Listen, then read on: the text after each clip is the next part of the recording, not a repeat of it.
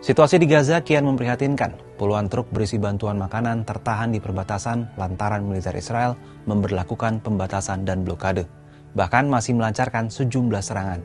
Bencana kelaparan pun mulai membayangi warga Palestina di Gaza, khususnya balita dan anak-anak. Lantas, bagaimana situasi terkini?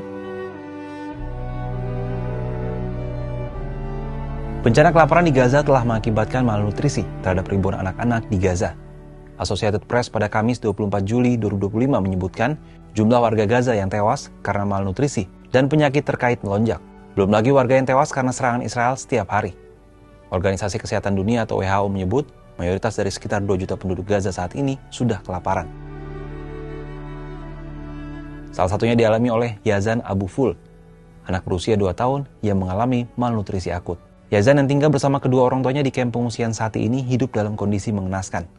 Orang tua Yazan telah berulang kali membawa Yazan ke dokter, namun satu-satunya solusi adalah memberinya makanan. بعاني من الولد من الأكل والشرب. ما فيش تغذية، ما فيش أكل في البلد غالي وأنت شايف الطحين غالي والشروب يعني المي كمان حتى المي بنقعد بالساعتين وبالثلاثة لما نعبي قربة. Situasi serupa juga dialami oleh Audai, bocah berusia 1,5 tahun yang juga mengalami malnutrisi akibat kelaparan. Audai yang merupakan pasien di salah satu rumah sakit di Gaza ini bahkan harus mendapatkan perawatan khusus karena kekurangan gizi. عدي الطفل المفترض انه ابوه يكون هو موفر له كل الاحتياجات الشخصيه والغذائيه. الان بعد استشهاد ابوه وامه يعني وضعه الصحي استاء سوءا. اخذته خالته حتى ان تتكفل فيه، لكن للاسف الشديد خالته هي لا تملك قوت يومها، حتى شربة ماء لا تقدر انها توفرها وتشربها هي. فما بالك هي طعم طفل يحتاج بامبز، يحتاج حليب، يحتاج كل سبل الحياة المعيشية لهذا الطفل. الآن عدي يعاني من سوء تغذية حاد جدا، لا يتقبل حتى الحليب، حتى المغذيات، حتى المكملات لا يتقبلها نهائيا بسبب الوضع الصحي اللي هو والبيئة الصحية اللي هو بيعيش فيها. عدي وضعه الصحي صعب جدا جدا. احنا عبر قناتكم هذه.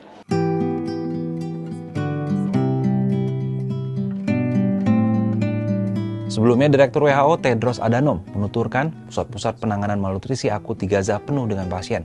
Mereka kekurangan makanan dan obat-obatan.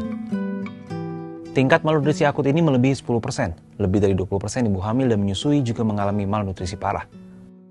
Perwakilan WHO di Gaza, Rick Peppercorn, mengatakan sekitar 30.000 anak balita yang mengalami malnutrisi akut di Gaza.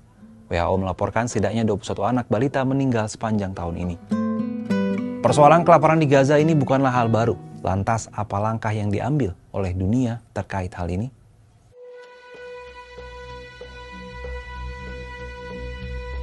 Sebanyak 115 organisasi kemanusiaan dan lembaga bantuan telah menyuarakan keprihatinan yang sama terkait blokade dan serangan militer Israel di jalur Gaza.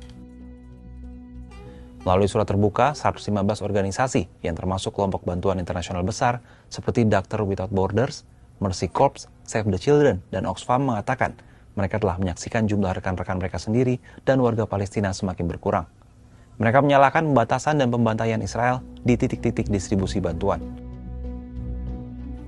Israel dilaporkan memblokade puluhan truk berisi bantuan makanan yang sudah menunggu di perbatasan. Tak hanya itu, juru bicara pemerintah Israel David Mencer mengatakan tak ada kelaparan yang disebabkan oleh Israel. Kekurangan makanan di Gaza sengaja dilakukan oleh Hamas. Israel mengatakan mereka mengizinkan cukup bantuan masuk ke Gaza. Israel justru balik menyalahkan upaya pengiriman oleh badan-badan PBB yang mengeluhkan terhambat karena pembatasan Israel dan keamanan yang lemah.